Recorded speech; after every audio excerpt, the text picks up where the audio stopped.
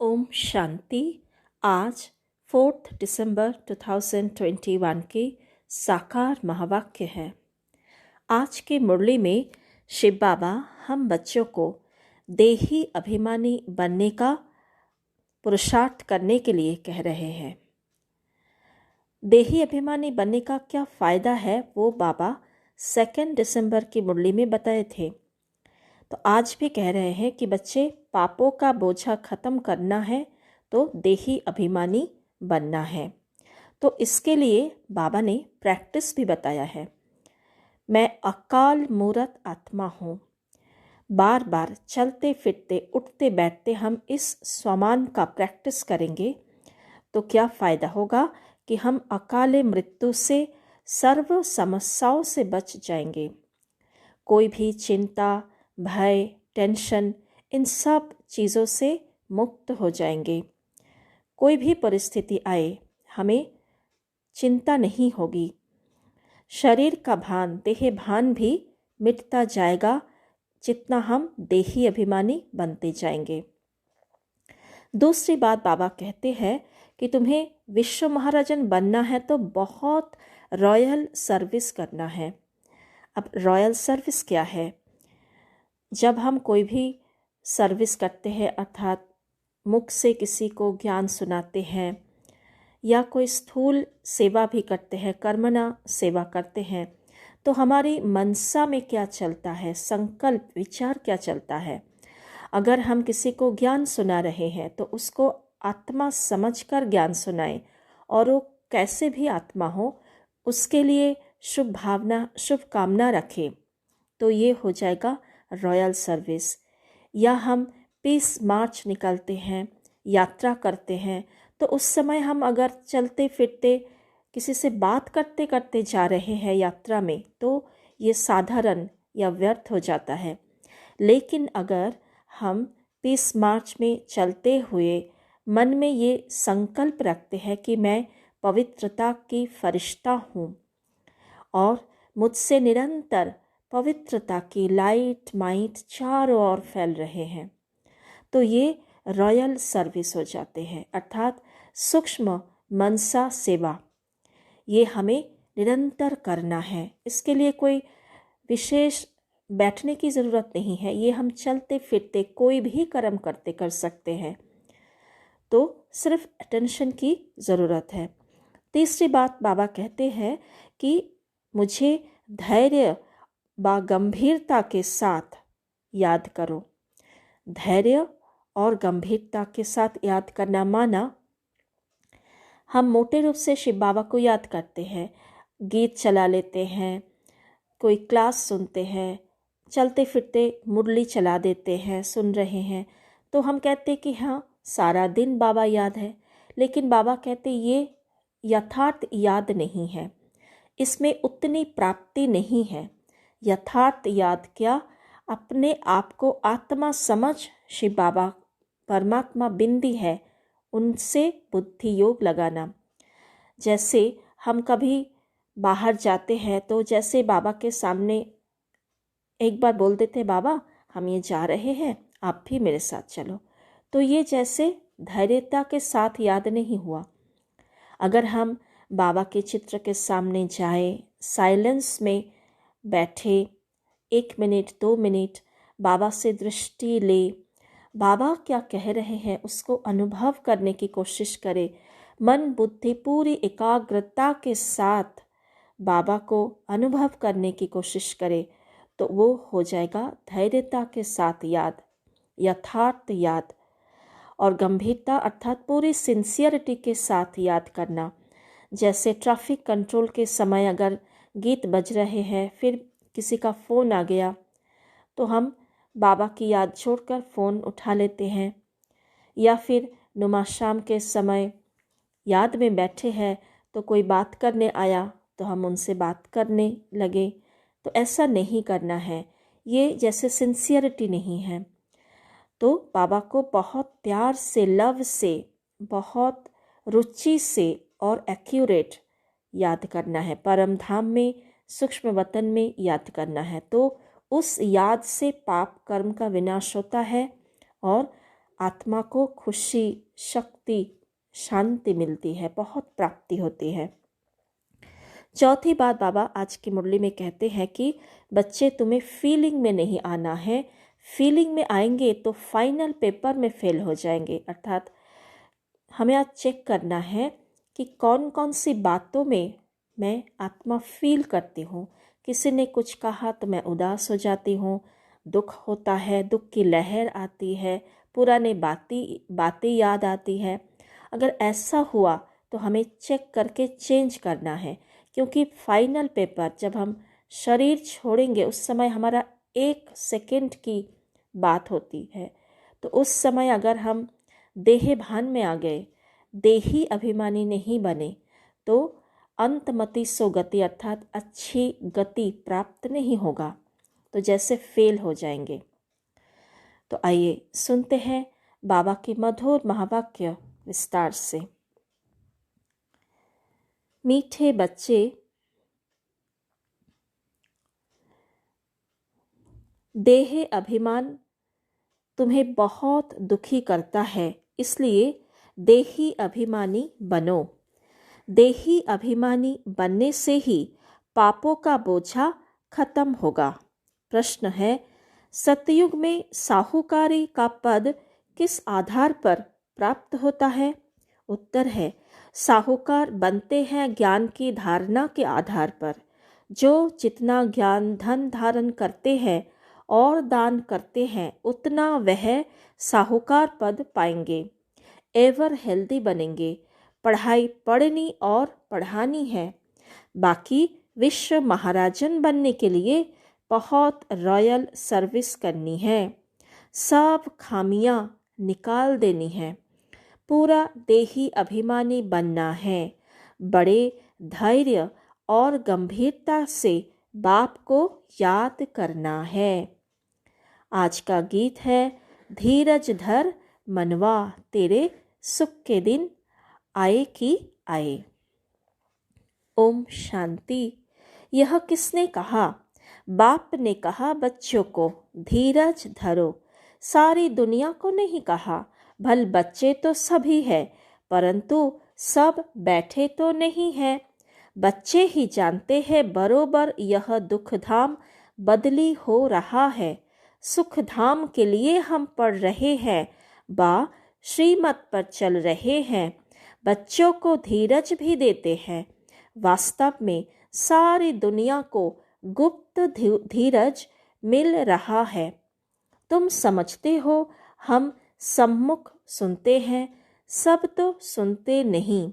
सब बेहद का बाप है, बेहद का दुख हरता सुख करता है। दुख हर कर सुख का रास्ता बताता है। तुमको जब सुख होगा तो दुख का नाम नहीं हो सकता। सुख की दुनिया को सतयुग, दुख की दुनिया को कलयुग कहा जाता है। यह भी बच्चे ही जानते हैं। सतयुग में संपूर्ण सुख है, सो भी 16 कला संपूर्ण। संपूर्ण सुख अर्थात सतयुग में हमें सब प्रकार के सुख मिलेगा। मन का सुख, मन भी सदा तंदुरुस्त रहेगा। तन का सुख, तन निरोगी होगा। धन का सुख, हर प्रकार की प्राप्तियां हमें होगी। धन की कोई कमी नहीं है, भरपूर अथाह होगी, अकीचार धन होगी। फिर प्रकृति भी सतो प्रधान होगी, तो प्रकृति का भी बहुत सुख मिलेगा। तो इसीलिए बाबा कहते हैं सतयुग में संपूर्ण सुख है। जैसे चंद्रमा भी 16 कला संपूर्ण होता है, फिर कला कम होते होते अमावस पर कितनी छोटी किनारी पर रह जाती है, प्रायः अंधियारा हो जाता है। 16 कला संपूर्ण तो संपूर्ण सुख भी होगा। कलयुग में है 16 कला अपूर्ण, तो फिर दुख भी होता है। इस सारी दुनिया को माया रूपी ग्रहण लग जाता है। इसलिए अब बाप कहते हैं तुम्हारे में जो देह अभिमान है, पहले पहले उनको छोड़ो। यह देह अभिमान तुमको बहुत दुख देता है। देह अभिमान अर्थात जब हम हमारे अपनी गुण विशेषताओं की अभिमान होता है, अहंकार होता है कि मेरी बुद्धि बहुत अच्छी है, मैं बहुत अच्छी ज्ञान सुनाती हूँ, मैं बहुत अच्छी खाना बनाती हूँ, या कोई भी कर्म मैं बहुत अच्छी करती हूँ, मैं बहुत अच्छी भाषण कर सकती हूँ, या मैं बहुत अच्छी कर्मणा सेवा करती हूँ।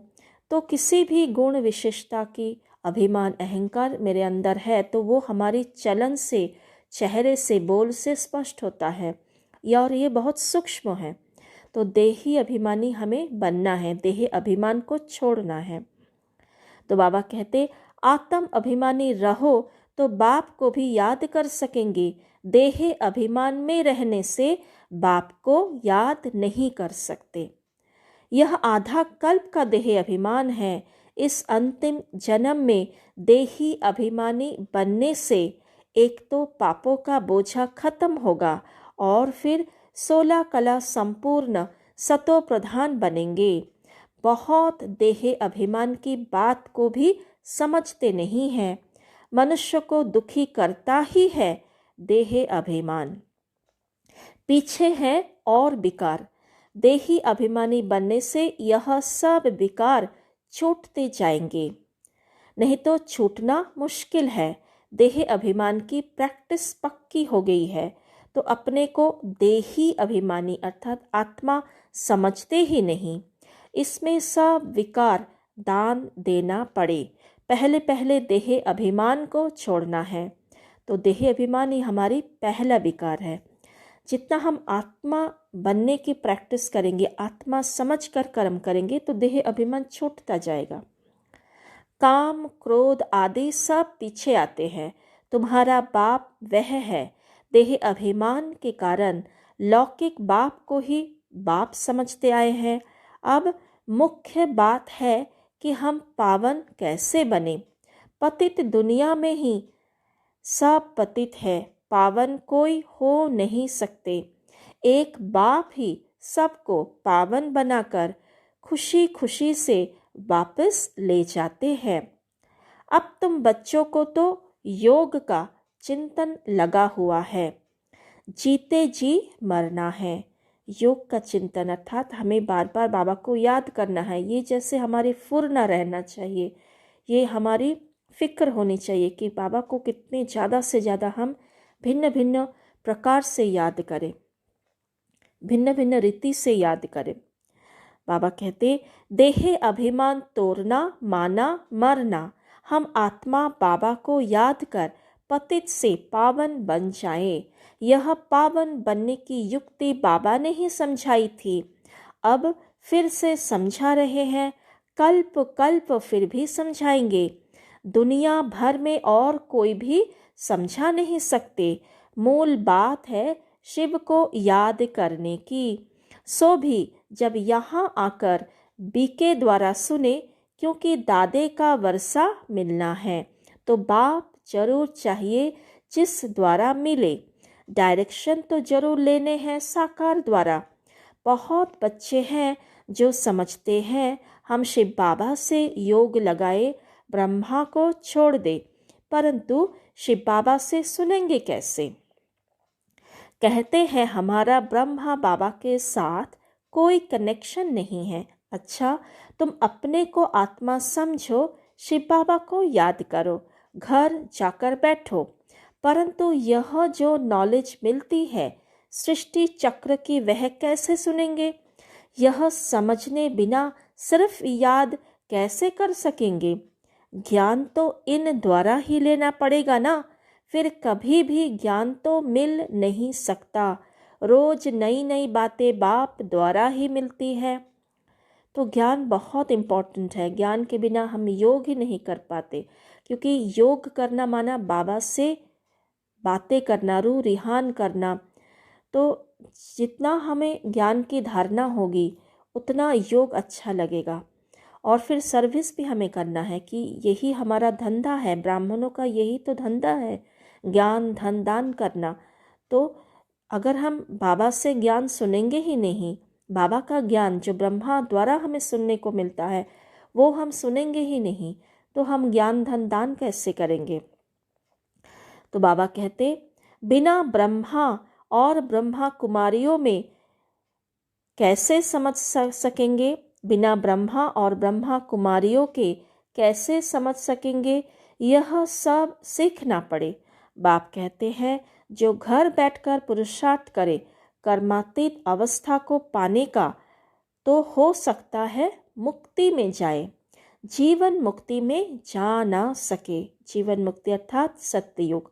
सत्ययुग में जाने के लिए हमें ज्ञान को धारण करना है और संस्कार भी परिवर्तन करना है।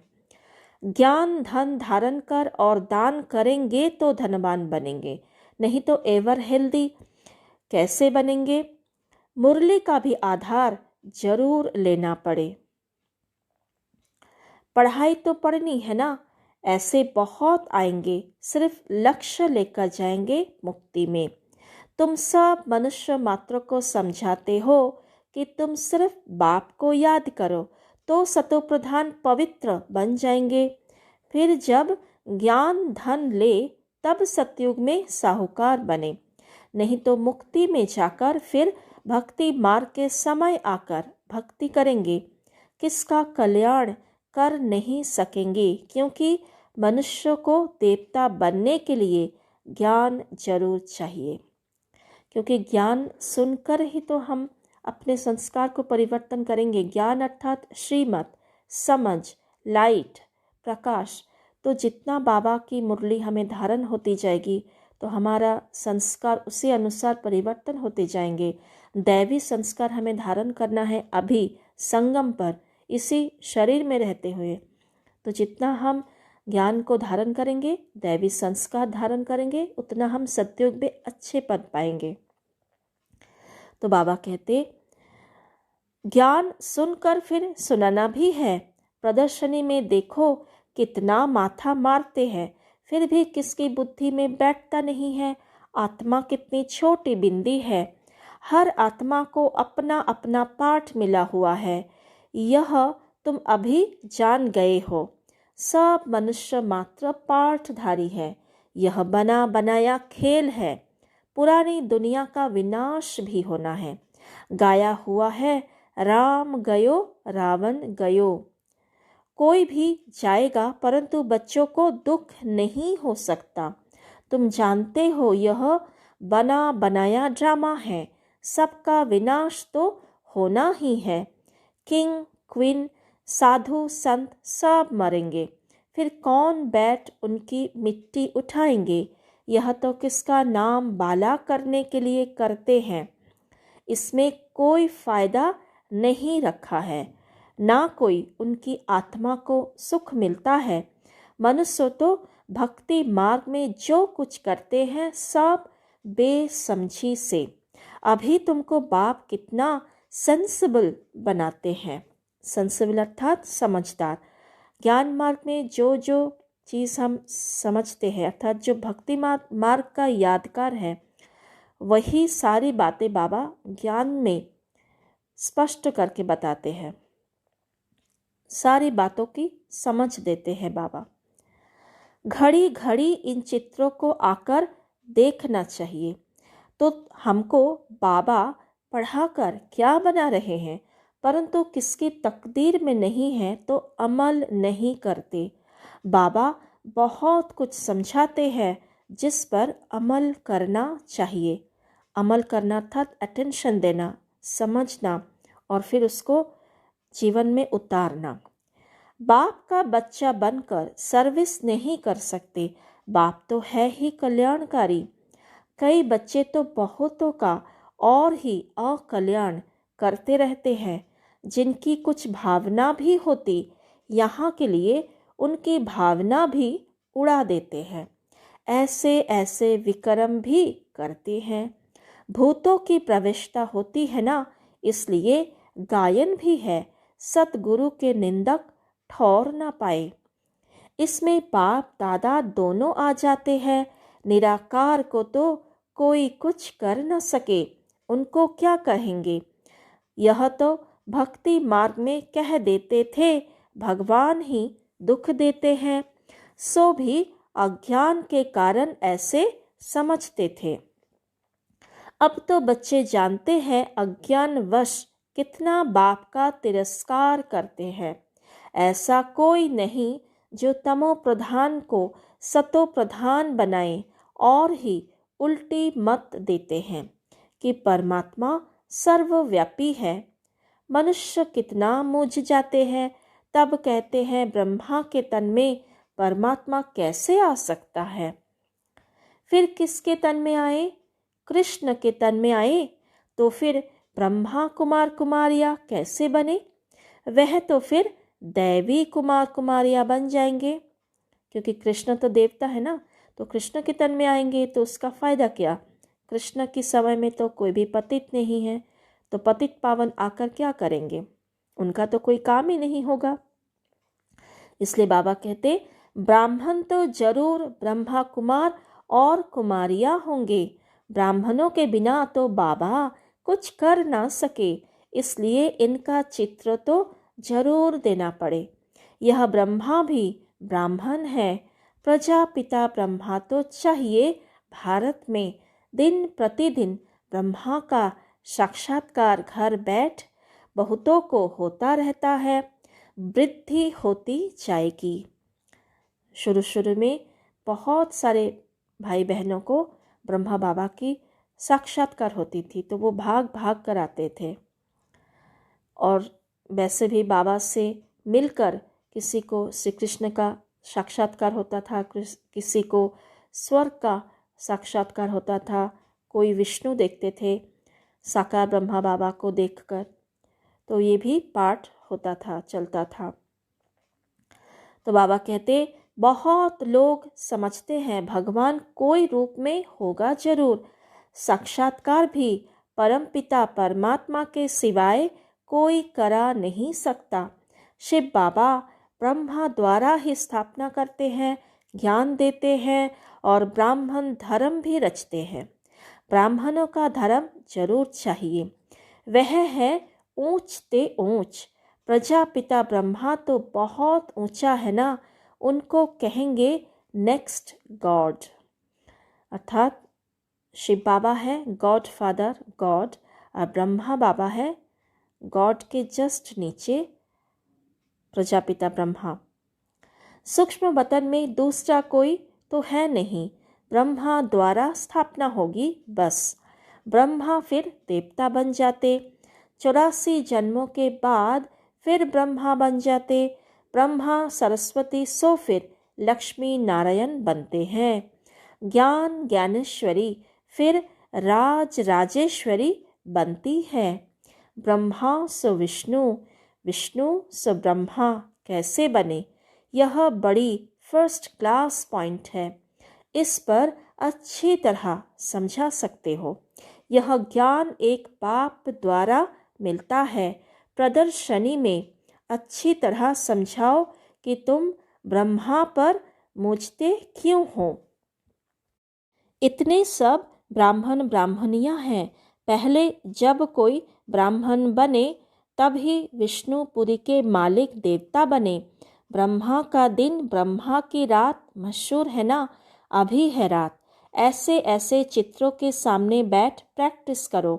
जिसको सर्विस करनी है उनको सर्विस के सिवाय कोई विचार नहीं आएगा। सर्विस पर एकदम भागते रहेंगे। बुद्धि में ज्ञान टपकता हो, अच्छी रीति झोली भरी हुई हो, तब तो उछल आएगी। सर्विस पर एकदम भागते रहेंगे। ज्ञान हो और समझा ना सके, यह तो हो ही नहीं सकता। तब ज्ञान किस लिए लेते हैं? लेना है तो दान करना है। दान नहीं करते, आप समान नहीं बना सकते, तो ब्राह्मण ही क्या ठहरा? 3rd grade. 1st ग्रेड ब्राह्मणों का धंधा ही यह है। बाबा रोज बच्चों को समझाते हैं। सर्विस और डिसर्विस यह बच्चों से ही होता है। अगर सर्विस नहीं कर सकते तो जरूर डिसर्विस करते होंगे। अच्छे अच्छे बच्चे कहाँ भी जाएंगे तो जरूर सर्विस ही करेंगे। जब ज्ञान कंप्लीट हो जाएगा तो कोई अनन्य बच्चों से भूल नहीं होगी, तब ही माला के दाने बनेंगे। मुख्य है 8 दाने। इम्तिहान भी बड़ा भारी है ना। बड़े इम्तिहान में हमेशा थोड़े पास होते हैं, क्योंकि गवर्नमेंट को फिर नौकरी देनी पड़ती है। बाबा को भी विश्व का मालिक बनाना पड़े, इसलिए थोड़े ही पास होते हैं। प्रजा तो लाखों ही हो जाती है, इसलिए बाबा पूछते हैं, महाराजा बनेंगे या प्रजा में साहूकार बनेंगे या गरीब बनेंगे? बोलो क्या बनेंगे? महाराजाओं के पास दास दासियां तो बहुत होती है, जो फिर दहेज में भी देते हैं। पुरुषार्थ कर अच्छा पद पाना चाहिए। ऐसा होशियार बनना चाहिए जो सब कोई बुलावे। अक्सर करके कईयों को बुलाते हैं, यह तो जानते हो ना। बाकी जिनमें लक्षण नहीं, उनको तो कभी कोई बुलाते ही नहीं है। परंतु खुद थोड़े ही जानते हैं कि हम 3rd क्लास हैं। कोई तो सर्विसेबल है, जहाँ तहाँ सर्विस पर भागते हैं। नौकरी का भी ख्याल नहीं कर सर्विस पर भागते हैं। कोई तो नौकरी नहीं होते भी सर्विस नहीं करते, शौक नहीं, तकदीर में नहीं है या गृहचारी है। सर्विस तो बहुत है, मेहनत भी लगती है, थक भी जाते हैं, समझाते समझाते गले भी घुट जाते हैं। ऐसे तो 3rd क्लास वालों का भी गला घुट जाता है। इसका मतलब यह नहीं कि उन्होंने बहुत अच्छी सर्विस की। बाबा जानते हैं अच्छी रॉयल सर्विस करने वाले कौन हैं, परंतु कईयों में खामियां भी रहती हैं। नाम रूप में फंसते रहते हैं, फिर शिक्षा देकर सुधारा जाता है। नाम रूप में फंसना अर्थात किसी देहधारी के प्रभाव में आना। जैसे इसी बहन से ही मुरली सुननी है, इसी बहन अगर योग कराएंगे तो करेंगे, ये बहन सेंटर पर होंगे तो आएंगे, इसी से ही बात करनी है। तो ये है जैसे उनके प्रभाव में आना। तो हमें ना किसी व्यक्ति विशेष के प्रभाव में नहीं आना है, हमें बाबा के प्रभाव में आना है, शिव बाबा के प्रभाव में रहना है। नाम रूप में कभी नहीं फंसना चाहिए, देही अभिमानी बनना है। आत्मा छोटी बिंदी है, बाप भी बिंदी है। अपने को छोटी बिंदी समझ और बाप को याद करना बहुत मेहनत है। मोटे हिसाब में तो कह देते, शिव बाबा हम आपको बहुत याद करते हैं, परंतु एक्यूरेट बुद्धि में याद रहनी चाहिए। बड़ा धैर्य व गंभीरता से याद करना होता है। इस रीति कोई मुश्किल याद करते हैं, इसमें बहुत मेहनत है। अच्छा, मीठे मीठे सिक्के लधे बच्चों प्रति माता पिता बाप दादा का याद प्यार और गुड मॉर्निंग। रूहानी बाप के रूहानी बच्चों को नमस्ते। हम रूहानी बच्चों की रूहानी माता पिता बाप दादा को याद प्यार गुड मॉर्निंग और नमस्ते। शुक्रिया बाबा। धारणा के लिए मुख्य सार। पहली, अपनी झोली ज्ञान रत्नों से भरपूर कर दान करना है। इसी धंधे में बिजी रहे 1st क्लास ब्राह्मण बनना है। दूसरा, कल्याणकारी बाप के बच्चे हैं, इसलिए सबका कल्याण करना है। किसी की भावना को तोड़ना, उल्टी मत देना, यह अकल्याण का कर्तव्य कभी नहीं करना है। आज का वरदान। आत्मिक उन्नति के साधन द्वारा सर्व परिस्थितियों पर विजय प्राप्त करने वाले अकाल मूर्त भव। आत्मिक उन्नति के साधन द्वारा सर्व परिस्थितियों पर विजय प्राप्त करने वाले अकाल मूर्त भव। जैसे शरीर निर्वाह के लिए अनेक साधन अपनाते हो, ऐसे आत्मिक उन्नति के भी साधन अपनाओ। इसके लिए सदा अकाल मूर्त स्थिति में स्थित होने का अभ्यास करो। जो स्वयं को अकाल मूर्त अर्थात आत्मा समझकर चलते हैं वह अकाले मृत्यु से, अकाल से, सर्व समस्याओं से बच जाते हैं। मानसिक चिंताएं, मानसिक परिस्थितियों को हटाने के लिए सिर्फ अपने पुराने शरीर के भान को मिटाते जाओ। स्लोगन है, कोई भी बात जो बार बार फील करता है वह फाइनल में फेल हो जाता है। कोई भी बात जो बार बार फील करता है वह फाइनल में फेल हो जाता है। अच्छा जी, ओम शांति। आज की मुरली में मुख्य स्वमान। पहला, मैं आत्मा देही अभिमानी हूँ। दूसरा, मैं रॉयल सर्विस करने वाली आत्मा हूँ। तीसरा, मैं आत्मा शिव बाबा को बड़े धैर्य और गंभीरता से याद करती हूँ। चौथा, मैं फर्स्ट क्लास ब्राह्मण आत्मा हूँ। पांचवा स्वमान, मैं कल्याणकारी बाप की बच्ची, सबका कल्याण करने वाली आत्मा हूँ। छठा, मैं अकाल मूर्त आत्मा हूँ। सातवां, मैं विजयी आत्मा हूँ। अच्छा जी, ओम शांति।